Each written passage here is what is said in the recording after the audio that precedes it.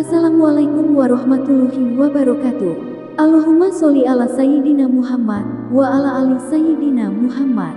Pemirsa yang dirahmati Allah, marilah kita simak ceramah dari Kiai Haji Muhammad Bahyet dengan tema Sebab Allah Menurunkan Azab yang Dahsyat.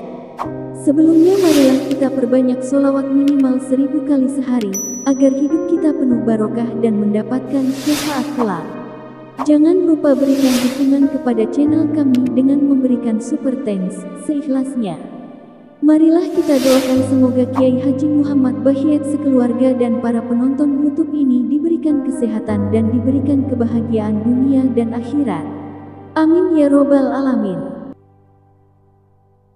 Wa ka'ayyin min qaryatin atat an amri rabbiha wa rusulih fahasabnaha hisaban shadida wa 'adzabnaha 'adzaban nukra fadzaqat wabala amriha wa kana 'aqibatu amriha khusra a'addallahu lahum 'adzaban shadida fattaqullaha ya ulil albabil ladzina amanu qad anzalallahu ilaikum dzikra.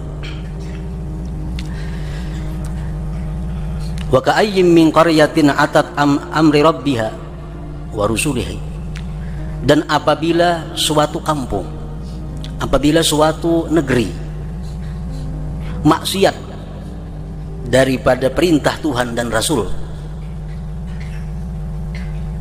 maka akan kami perhitungkan mereka itu, ujar Tuhan, perhitungan yang sangat, dan kami azab mereka akan azab yang sangat tidak disenangi di dalam dunia, menurut tafsir Al-Qurtubi. Maka merasakanlah itu negeri atau kampung tadi akibatnya, dan adalah akibat perkaranya khusra, kerugian. Allah menyediakan bagi mereka itu azab yang bersangatan. Takutlah kepada Allah wahai orang-orang yang berakal, yang beriman. Sungguh Allah telah menurunkan kepada kalian zikra, peringatan. Nah, ini ayat peringatan Allah kepada satu bangsa, kepada satu negeri, kepada satu kampung, agar jangan maksiat, agar jangan menentang apa yang diperintahkan Allah dan Rasulnya. Bila mana satu kampung, satu negeri itu sudah maksiat kepada hukum Allah, sudah menentang kepada hukum Allah dan Rasul, maka berarti negeri atau kampung atau bangsa itu siap untuk diperhitungkan oleh Allah Subhanahu wa Ta'ala dan diturunkan berbagai macam bala bencana yang tidak menyenangkan. Para muhibbin rahimakumullah, para ulama tafsir mengatakan, bagaimana kita menganggap satu kampung, satu negeri itu sudah dikatakan menentang hukum Allah? Bagaimana kita mempunis satu kampung itu kampung yang maksiat kepada Allah? Baru sekampungan maksudnya nih. Wa ka'ayyin min qaryah. Bagaimana kita menyatakan bahwa negeri itu negeri yang maksiat kepada Allah? Nah, kita bisa mengatakan bahwa satu negeri, satu bangsa itu maksiat kepada Allah bila mana dalam negeri itu sudah terhimpun 5 perkara. 5 perkara ini ada dalam negeri itu. Maka siap-siaplah untuk menerima perhitungan dan azab yang sangat tidak menyenangkan. Yang pertama, apabila di negeri itu, di kampung itu, iza abtal ulama bighairi ilmin, apabila di negeri itu para ulama berfatwa dengan tidak berdasarkan ilmu. Ulama-ulama, baik yang ada di majelis ulama atau yang di pinggiran, mereka memberikan fatwa kepada masyarakat bukan berdasarkan ilmu, bukan berdasarkan hukum Allah, tapi berdasarkan perkiraan-perkiraan, kira-kira tangguhan-tangguhan. Bilang tuan guru apa hukumnya ini? Waktu kira-kira haram, nah kira-kira haram. Nah, tuan guru seperti ini. Dan yang lebih parah lagi adalah yang bukan ulama tapi memposisikan diri sebagai ulama, berfatwa jelas kagak punya ilmu, hanya bisa mimpin mulut Habsi, sudah anak jadi ulama. Modal suara baik ke situ kamari Habsi, anak jadi tuan guru. Nah, ini orang-orang yang mengundang azab Allah. Rasulullah SAW bersabda, Inna Allah Azza wa Jalla la yantazi'ul ilma intiza'an minan nas ba'da ayyutiyahum iyyah walakin yadhhabu bidhahabil ulama. Fakullama dhahaba 'alimun dhahaba bima ma'ahu minal ilmi hatta idza lam yubqi illa ru'asa'a juhala in su'ilu aftau bighairi ilmin fayadilluna wa yudillun. Muttafaq alaih. Sesungguhnya Allah, kata Rasulullah, tidak mencabut ilmu itu dari manusia sesudah Allah berikan ilmu itu kepada mereka. Allah mencabut ilmu dari manusia. Manusia itu bukan mencabut nang alim jadi kada alim, bukankah itu? Tetapi ilmu itu hilang dengan sendirinya dengan wafatnya para ulama. Saya meninggal, membawa ilmu masing-masing masuk. Manakala pergi atau wafat seorang alim, maka wafat jualah ilmu yang ada dalam dirinya. Tempat juga. Sehingga bila mana Allah tidak menyisakan kecuali pemimpin-pemimpin yang jahil, yang bila mereka ditanya, mereka akan berfatwa dengan tidak berdasarkan ilmu, karena memang kada mengaji orangnya. Fayadillun, maka mereka sesat dan menyesatkan orang lain. Nah, di negeri itu, di kampung itu, ulama-ulama sudah berfatwa tidak berdasarkan hukum Allah, tidak berdasarkan ilmu yang benar. Satu itu. Yang kedua, idza jaral umara fil hukmi, apabila para pejabat-pejabat itu sudah zalim dalam menetapkan satu keputusan. Apabila pejabat-pejabat itu sudah tidak memihak kepada rakyat-rakyat yang miskin, yang fakir, yang kecil. Apabila para pejabat-pejabat itu sudah mementingkan dirinya, mementingkan kelompok dan pendukungnya. Pejabat itu umum. Ada pejabat yang di legislatif, di DPR itu pejabat juga.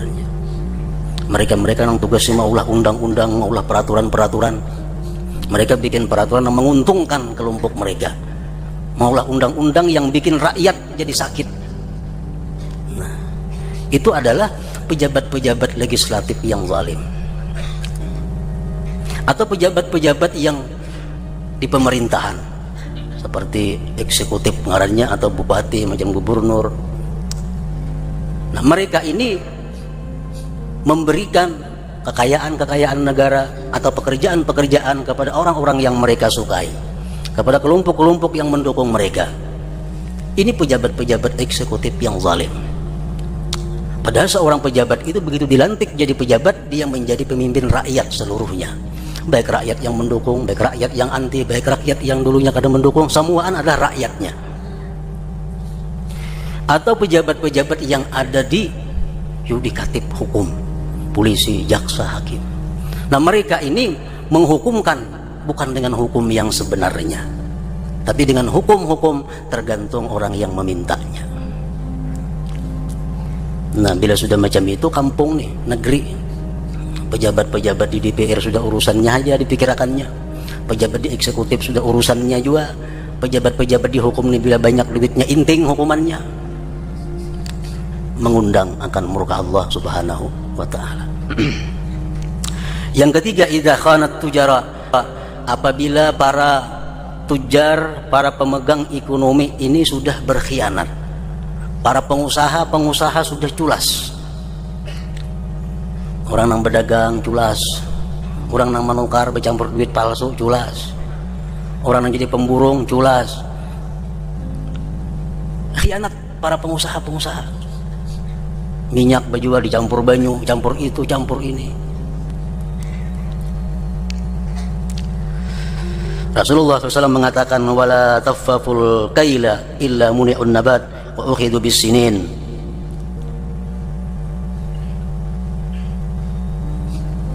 Mereka itu tidak mengurangi akan takaran, melainkan mereka akan ditindak Allah dengan krisis ekonomi.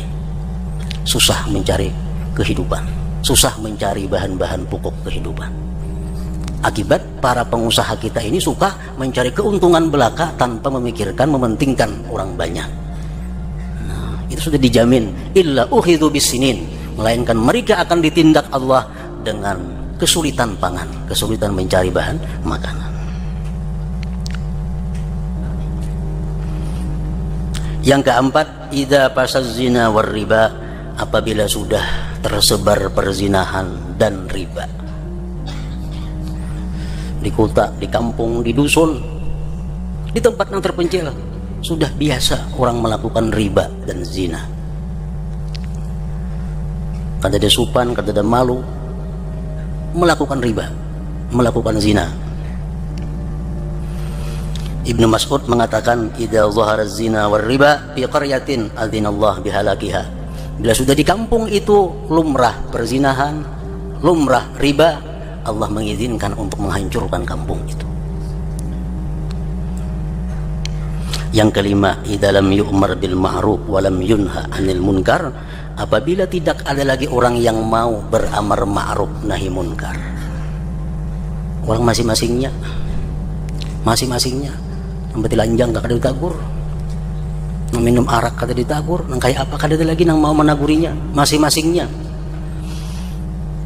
Rasulullah SAW bersabda, ya ayyuhan nas, innallaha yaqul la ta'muruna bil ma'ruf wa la tanhauna 'anil munkar aw liyusallitanna Allah 'alaikum shirarakum summa yad'u khiyarukum bala yustajabu lakum. Rawahu Tabarani.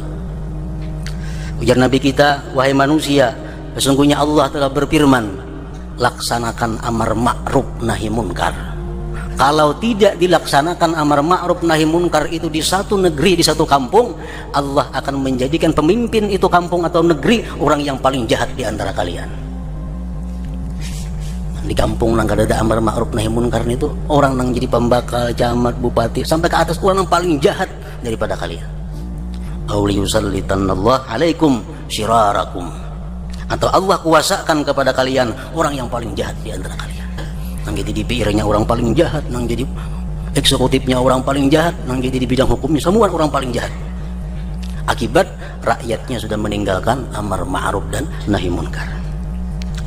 Nah, para muhibbin rahimakumullah, jadi apabila 5 hal itu ada di dalam negeri kita, dalam kampung kita, berarti kampung kita, negeri kita sudah bisa dinyatakan kampung atau negeri yang maksiat terhadap perintah Allah dan Rasulnya.